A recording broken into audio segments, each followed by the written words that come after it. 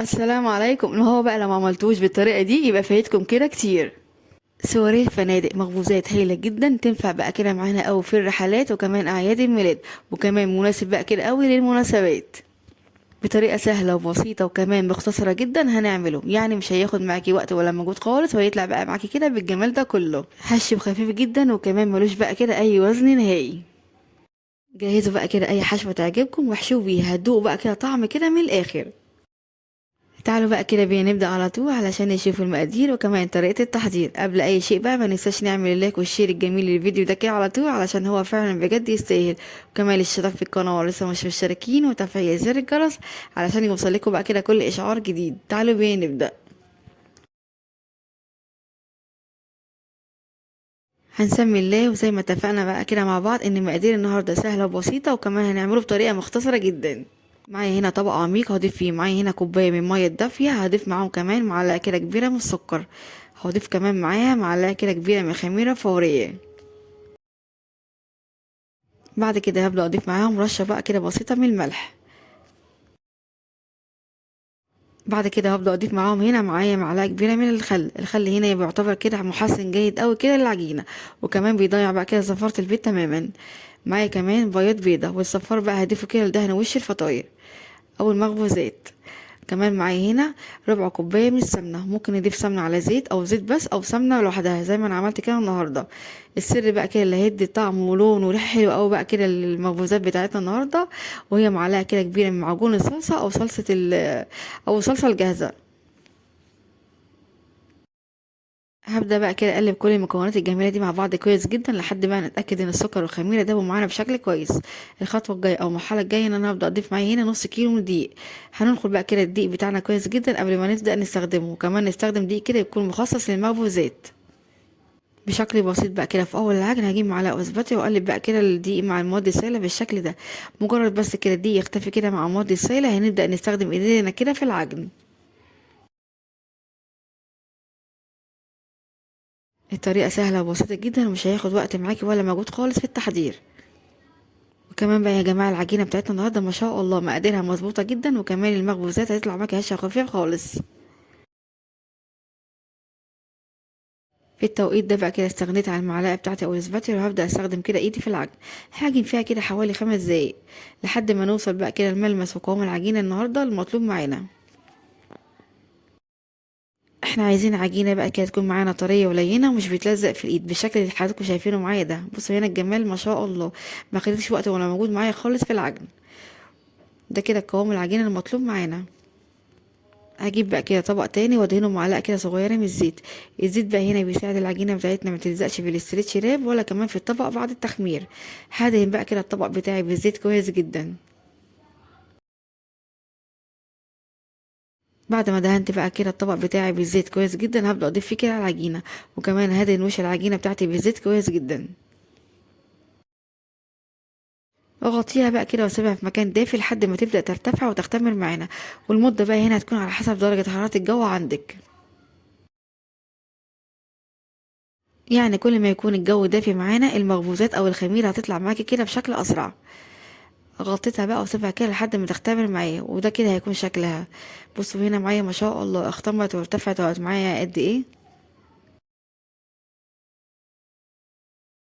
نديها بوكس بقى كده سريع بايدينا علشان نفرغ منها الهواء علشان نقدر نشتغل بيها كده بيها على طول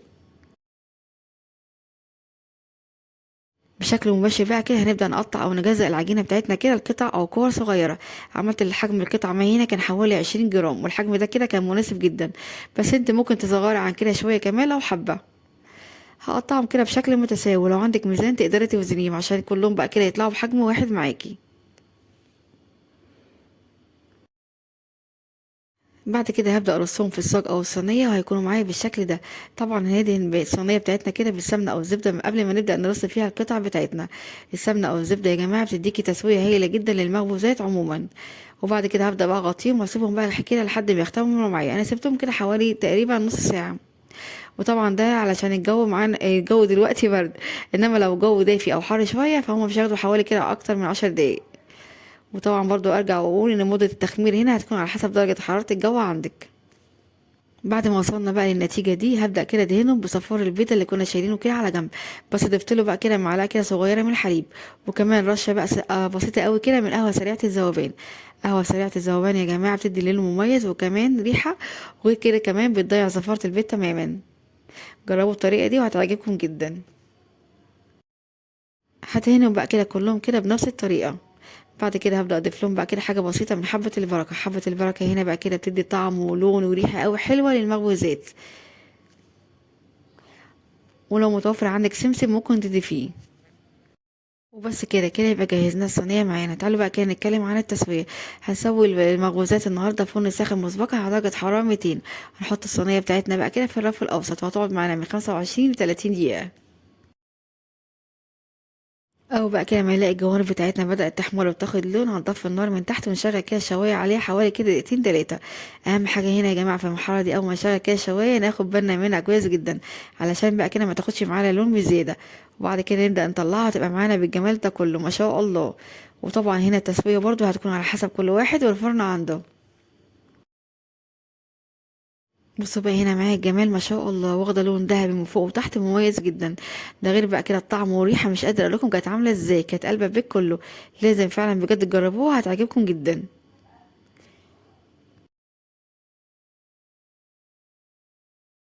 اه بقى كده ما نخرجها من الفرن هنغطيها ونسيبها كده حوالي 5 دقايق لحد ما ترد بس كده معانا من حراره الفرن، وكمان تفضل بقى كده معانا طريه لاخر قطعه. بصوا الجمال ما شاء الله، سهله وبسيطه وسريعه وكمان موفره جدا. احلى مخبوزات بقى كده ممكن بجد تجربوها. جهزوا بقى كده الحشوات واحشوها بقى كده باي حشوه كده تعجبكم. طعمها كده يا جماعه لوحده بصراحه كفايه.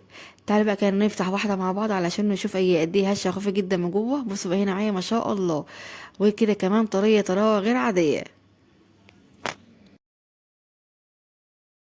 وكده كمان ممكن بقى نعمل منها كميه ونحتفظ بقى كده بيها في الفريزر ونطلعها وقت ما احنا عايزين. هتسهل عليكي كتير.